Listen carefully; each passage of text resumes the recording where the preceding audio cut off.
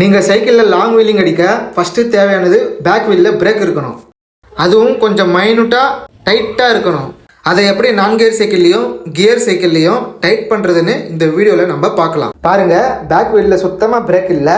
இதை எப்படி டைட் பண்ணுறது, எந்த அளவுக்கு டைட் பண்ணணும்னு சொல்லிட்டு நான் சொல்கிறேன். இதெல்லாம் சின்ன வேலை தான், இதெல்லாம் நீங்கள் வீட்டிலே செஞ்சுக்கலாம். மெக்கானிக் ஷாப் போகணுன்னு அவசியம் இல்லை. பாருங்கள் எவ்வளோ லூஸாக இருக்குன்னு பாருங்கள்.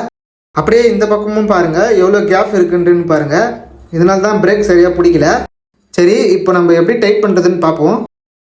அப்படியே பெடலுக்கு கீழே இந்த இடம் தான் முக்கியமாக டைட் பண்ண வேண்டியது இருக்குது.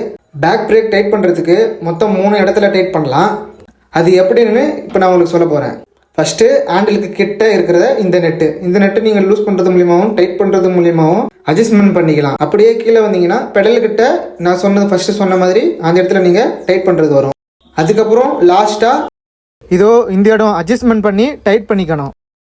சரி, வாங்க எப்படி டைட் பண்ணுறதுன்னு பார்க்கலாம். ஃபஸ்ட்டு இந்த நெட்டை லூஸ் பண்ணிக்கணும். ஸ்பேனரோ இல்லை கட்டிங் பில்லரோ யூஸ் பண்ணிக்கோங்க. கொஞ்சம் லூஸ் ஆனதுக்கப்புறம் கையிலே லூஸ் பண்ணிக்கோங்க. நெக்ஸ்ட்டு இதை டைட் பண்ணிக்கணும். இதை நீங்கள் டைட் பண்ண இந்த இடம் ஃப்ரண்ட் அண்ட் பேக்கு மூவ் ஆகும், பிரேக்கும் டைட் ஆகும். அப்புறம் கட்டிங் பில்லரை யூஸ் பண்ணி ஃபுல்லாக டைட் பண்ணிக்கோங்க. அந்த நெட்டுங்களை லெஃப்ட் அண்ட் ரைட் நம்ம லூஸ் பண்ணும்போது டைட் பண்ணும்போது பிரேக்கை அட்ஜஸ்ட்மெண்ட் பண்ணிக்கலாம். பாருங்கள் நம்ம எந்த அளவுக்கு டைட் பண்ணியிருக்கோன்னு பாருங்கள். இப்போ நான் சொன்ன தேர்ட் ஸ்டெப்பை பயன்படுத்தணும். இதை நம்ம லெஃப்ட் அண்ட் ரைட் நம்ம டைட் பண்ணும்போது பிரேக் ரிம்முக்குள்ளே கரெக்டாக போய் ஃபிட் ஆகிடும். இங்கே பாருங்கள், ரிம்முக்குள்ளே பிரேக்கு எந்த அளவுக்கு கரெக்டாக ஃபிட் ஆகிருக்குன்னு பாருங்கள்.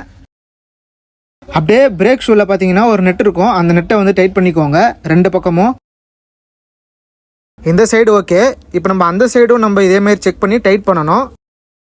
இந்த பக்கமும் அதேமாரி நம்ம கரெக்டாக பண்ணணும். இந்த மாதிரி லெஃப்ட் சைடை நம்ம அடிச்சுட்டே இருக்கும்போது பிரேக் டைட் ஆகிடும். அது மட்டும் இல்லாமல் பிரேக் ஷூவும் ரிமூவ்க்குள்ளே போய் கரெக்டாக ஃபிட் ஆகிடும். ஓகே, இப்போது இந்த பக்கம் இருக்கிற பிரேக் ஷூவோடைய நெட்டு நம்ம டைட் பண்ணலாம்.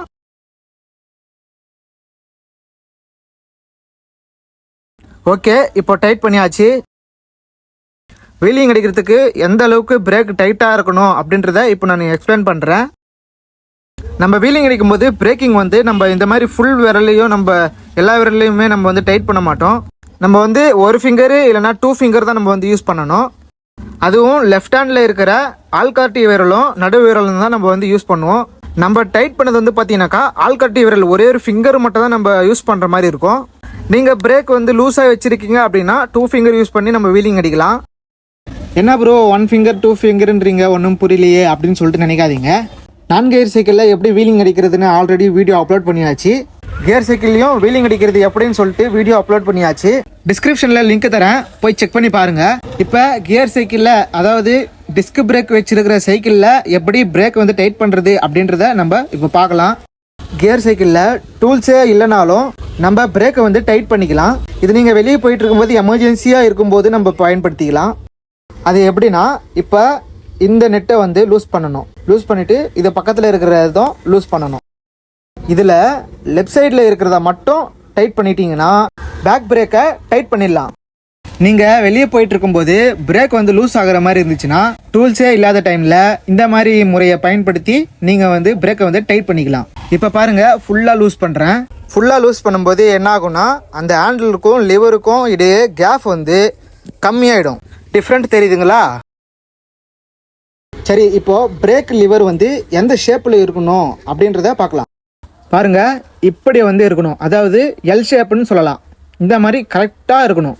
இந்த மாதிரி பிரேக் லிவர் வெளியே வந்துருந்துச்சுன்னா பிரேக்கிங் பண்ணுறதுக்கு கொஞ்சம் கஷ்டமாக இருக்கும். ஏன்னா நம்ம ஆள்காட்டி விரல் தான் யூஸ் பண்ண போகிறோம். அந்த விரல் கொஞ்சம் சின்னதாக இருக்கிறதுனால லென்த்து பத்தாது.